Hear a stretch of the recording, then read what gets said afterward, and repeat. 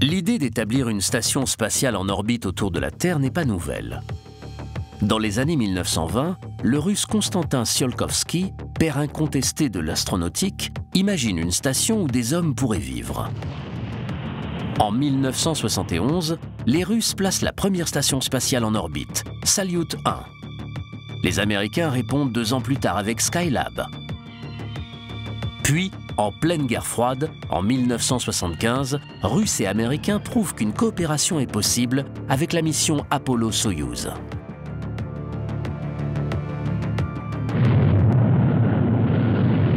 Au milieu des années 1980, la coopération n'est plus d'actualité.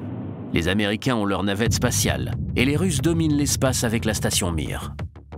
Les États-Unis veulent construire leur propre station, mais au vu de l'ampleur titanesque de la tâche et son coût total, les Européens, les Canadiens et les Japonais viennent se joindre au projet.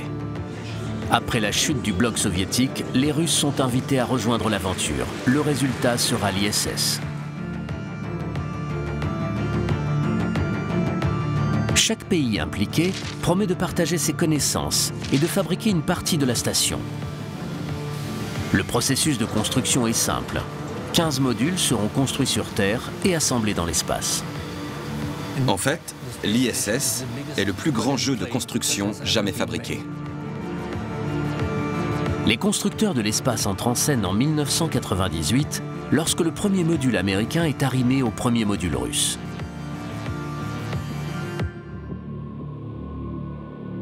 Pendant 2 ans, de plus en plus de missions sont envoyées pour construire la station et préparer l'arrivée des premiers résidents.